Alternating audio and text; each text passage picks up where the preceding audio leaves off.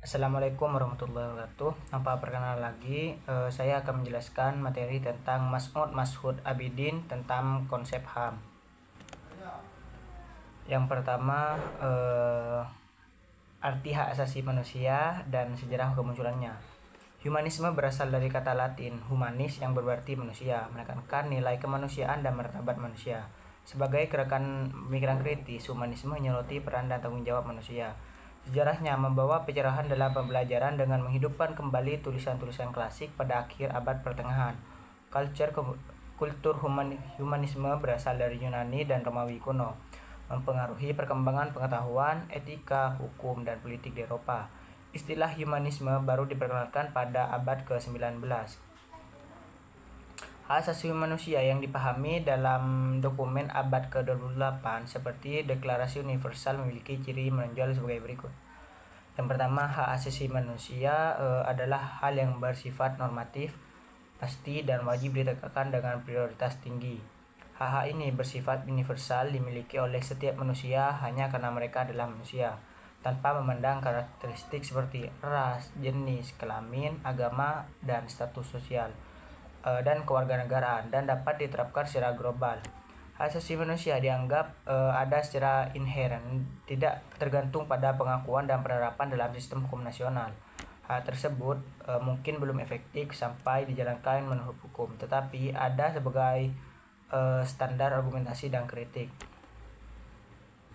Konsep HAM versi Mas'ud.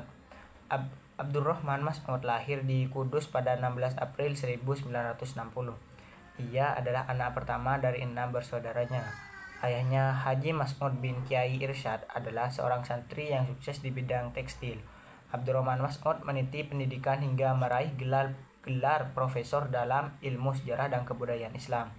Pada 20 Maret 2004, ia dikukuhkan sebagai guru besar peradaban Islam dan juga ditetapkan sebagai pakar keagamaan Dewan Pertimbangan Pembangunan Kota. Konsep HAM versi Mas'ud. Dalam bukunya International Human Rights and Islamic Law, Mas'ud Pederin menyoroti implementasi hak asasi manusia dalam perspektif Islam. Meskipun Universal Declaration of Human Rights diadopsi secara global sejak 1948, negara-negara muslim sering menghadapi hambatan dalam implementasinya karena pandangan mereka bahwa hukum syariah lebih relevan dari standar HAM internasional. Mas'ud Pederin mengusulkan pendekatan melalui hukum Islam untuk menyadarkan umat Islam akan pentingnya hak asasi manusia. Konsep HAM dalam Islam seperti yang dirumuskan dalam sidang OKI 1990 di Kairo mencakup aspek spiritual, etika, sosial, dan ekonomi, menunjukkan kesesuaian nilai-nilai Islam dengan HAM internasional. Esensi HAM dalam Islam adalah hak dasar yang melekat pada manusia yang menghormati persamaan, keadilan, dan pemulihan manusia.